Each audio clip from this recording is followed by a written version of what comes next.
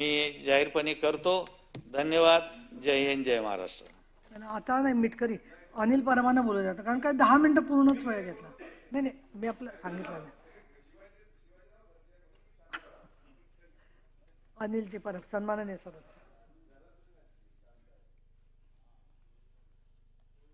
राज्यपालांच्या अभिभाषणावरती चर्चा सुरू आहे। सोमवारी ज्यावेळी राज्यपालांनी आपल्या सरकारचं जो रोडमॅप असतो तो साधारण अभिभाषणातनं दिसत असतो।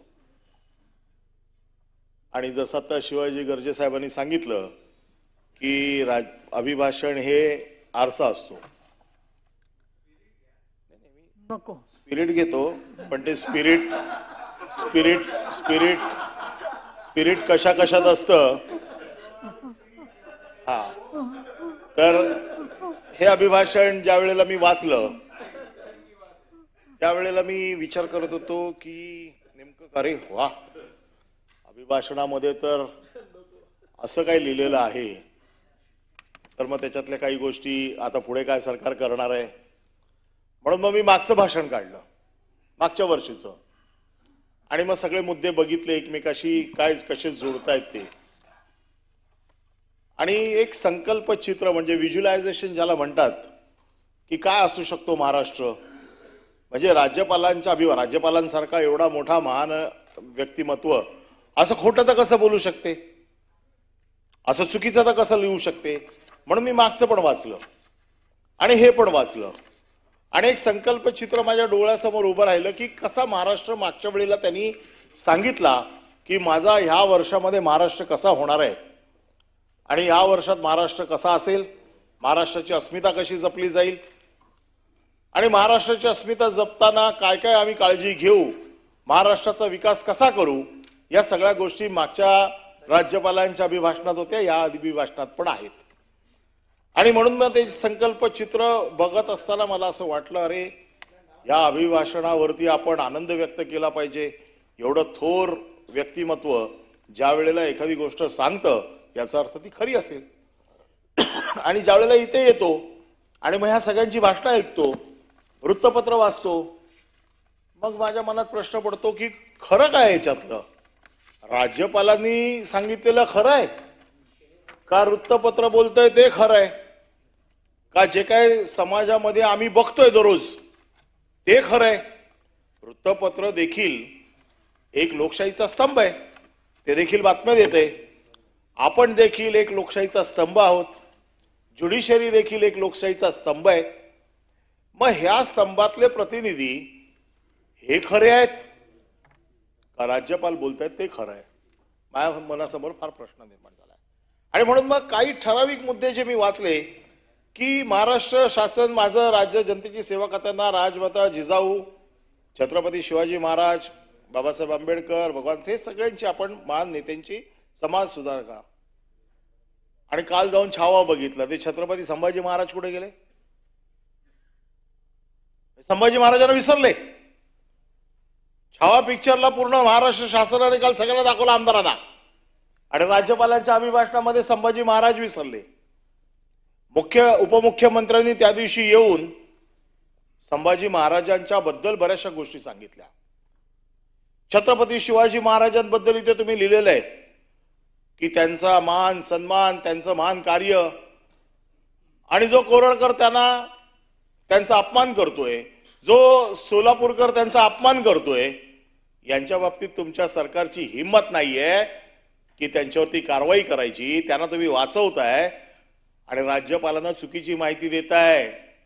राज्यपालांचा विश्वासघात करते सरकार, राज्यपालांना चुकीची माहिती देते, आणि म्हणून ते सांगतायत की माझं सरकार असं करतंय। संभाजी महाराजांसारख्या थोर ज्यांनी इतिहास घडवला त्यांना तुम्ही विसरताय। आणि परवाच्या दिवशी सांगितलं की संभाजी महाराज असे होते, संभाजी महाराज तसे होते, संभाजी महाराजांचे हाल केले, संभाजी महाराजांचे डोळे काढले, त्यांना सांगितलं धर्म बदला नाही तर तुमचे डोळे काढून टाकू, त्यांचे हात छाटले, त्यांचे पाय छाटले, लोखंडी सळ्या त्यांच्या डोळ्यात घातल्या का तर धर्म बदलावा म्हणून।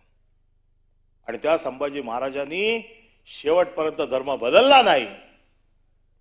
ते आपल्या सगळ्या मतांवरती ठाम राहिले, कुठल्याही दबावाला बळी पडले नाही, छळ झाला. आणि आम्हाला सांगतोय कोण आहे?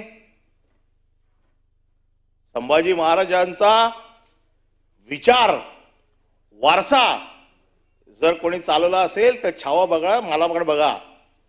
त्यांना धर्म बदलावा म्हणून त्यांचा छळ झाला, माझा पक्ष बदलावा म्हणून छळ झाला. ईडीची नोटीस, ईडीची कारवाई, सीबीआय, इन्कम टॅक्स, एनआय टाकलं नाही ना. मी पण तेवढंच कडक आहे ना. ते राऊत साहेब गेले, ते थोडे कच्चे निघाले, मी तुम्हाला पुरून उरलो. वाक्य ठेवायचं रेकॉर्डवर, पण वाक्य ठेवायचं हे रेकॉर्डवर. नाही, रेकॉर्डवर का ठेवायचंय? आहे वाक्य. काय चुकीचं बोललो मी? काही माझ्यावरती अनन्य अत्याचार झालेले आहेत, मी सगळं भोगलेलं आहे. पण मी देखील त्यांचा वारसा जपणार आहे, त्यांच्या वारशावरती बोलण्याचा हक्क आहे मला. आणि मी देखील माझा पक्ष बदलला नाही याचा मला अभिमान आहे. त्या छत्रपतींचं नाव तुमचं इकडे असायला पाहिजे होतं. तुम्ही छत्रपतींना विसरले. आणि आम्हाला सांगतायत कोण? ज्याला जरा हुल दिली ते सगळे गेले तिकडे निघून. ते आम्हाला इकडून सांगतायत छत्रपतींचा वारसा. एक लक्षात ठेवा, राज्यपालांना चुकीची माहिती देऊ नका. आणि म्हणून ही सगळी जी काय मोठी नावं तुम्ही घेतली आहेत, यांचे अपमान होणार नाही याची काळजी घ्या. यांचा मान सन्मान राखा. कोणी उठतो, आता मी माझी भाषा वापरत नाही, कोणी उठतो महाराजांबद्दल बोलतो, कोणी उठतो संभाजी महाराजांबद्दल बोलतो. आणि आपण सगळे इतके गांडू झालो आहोत का? हा शब्द जर असत्य असेल तर काढून टाका. पण इतके नेबळट झालो आहोत का की राजकारणासाठी आपण त्यांना वाचवतोय? काल अबू आझमी बोलल्यावरती सगळ्यात पहिली जर मागणी कोणी असेल तर आम्ही केली सगळ्यात पहिली मागणी की अबू आझमीला आतमध्ये टाका. मी केली मागणी. आपल्या दैवतावरती जर कोणी येत असेल तर त्या दैवताला बिलकुल सोडता कामा नये. मग तिकडे राजकीय पक्ष, राजकारण हे सगळं बाजूला ठेवून आपण सगळे एक झालो पाहिजे, ही भावना या सभागृहाची असली पाहिजे. पण आपण काय बघतो? राजकारण बघतो. आपण काय बघतो? त्याची जात कुठली आहे, तो कोण आहे. अरे ज्या राहुल सोलापूरकर रे महाराजांबद्दल एवढं घाणेरडं बोलला, जो लाच देऊन महाराज सुटले, त्याला आपण पुणे सांस्कृतिक मंडळाचा सदस्य बनवतो. कुठलं राजकारण आहे? शर्मेची गोष्ट आहे आपल्यासाठी ही की ज्या राहुल सोलापूरकर रे महाराजांबद्दल इतकं चुकीचं बोललाय, कुठले पुरावे त्याने दिले, त्याच्याबद्दल आपण ज्या वेळेला बोलतो त्यावेळेला सरकार म्हणून आपण आपली जबाबदारी दे. एक तरी मंत्री उठला का की राहुल सोलापूरकरला आतमध्ये टाका? नाही, तुम्ही मंत्री नाही आहेत ना, आणि तुम्हाला करणार पण नाहीत ते.